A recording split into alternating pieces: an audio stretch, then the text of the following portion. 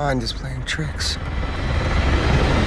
Interprété par Emma Stone et Jonah Hill et mise en scène par le réalisateur de la première saison de True Detective, Maniac est la mini-série événement de la rentrée de Netflix. Qu'en ont pensé nos 3 critiques ? Maniac veut nous embarquer dans l'esprit de ses héros, un drame psychologique fantaisiste, plongé dans le cerveau de 2 personnages atteints de troubles psychiatriques, inscrits à une expérience médicale censée les guérir. Ce qui est le plus étonnant d'abord avec Maniac, c'est le décor dans lequel ils installent leurs 2 personnages. On est dans un futur, mais finalement qui ressemble plutôt à un passé, ou du moins à une façon dont on avait de montrer le futur dans le passé. Maniac, c'est un aller-retour entre la réalité dans un New York rétro-futuriste et l'intériorité des personnages qui vont prendre 3 pilules censées les guérir de leurs troubles psychiatriques et qui, quand ils prennent ces pilules, partent dans des tripes intérieures qui ressemblent à des films de genre, d'heroic fantasy, de polar, de thriller. Donc on plonge ainsi dans leur psyché et chaque essai conduit à un voyage mental qui nous permet de changer d'univers et à chaque fois, Annie et Owen ne cessent de se retrouver comme si leur destin était lié. C'est fascinant, déconcertant mais surtout très touchant.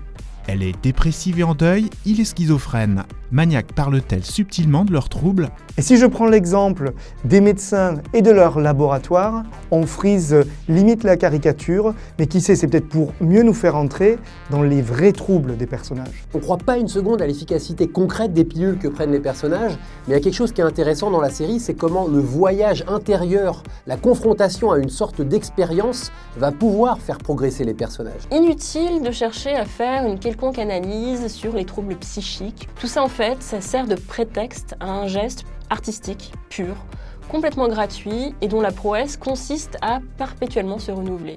Sa démarche, c'est de produire de l'art. I don't know what's real and what's not. Ces personnages sont en souffrance, mais Maniac parvient-elle pour autant à nous toucher ? C'est, je trouve, la réussite la plus palpable de la série, c'est l'émotion immédiate, l'empathie immédiate qu'on va avoir pour ces 2 personnages. Parfois, tout ce qui va autour nous perturbe un petit peu et nous casse un petit peu l'émotion. On ressent le désespoir d'Owen quand il dit qu'à ses yeux, il ne compte pas et on le voit bien dans la manière dont il est traité par sa famille. Pareil pour Annie, qui n'arrive pas à se remettre du décès de sa sœur. Elle nourrit elle-même sa douleur en s'interdisant de continuer à vivre, en s'interdisant surtout d'être heureuse. À trop en faire, à mettre trop d'images, trop de métaphores, trop de choses en sous-texte, la série a du mal à émouvoir. Heureusement, il y a Emma Stone qui, elle, en un regard, en quelques répliques, arrive à nous faire saisir toute la détresse de son personnage. Et je pense que c'est presque sur ses épaules à elle, plus que sur celles de Jonah Hill, que repose la force émotionnelle de Maniac. What would you say this trial is showing you about yourself? Is this therapy now? It's not therapy. It's science.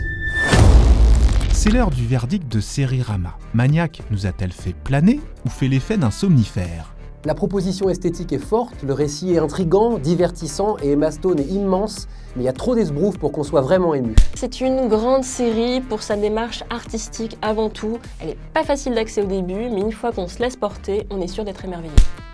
Pour une série pimpée à la pilule, c'est plutôt bien fait, alors ce sera 2T.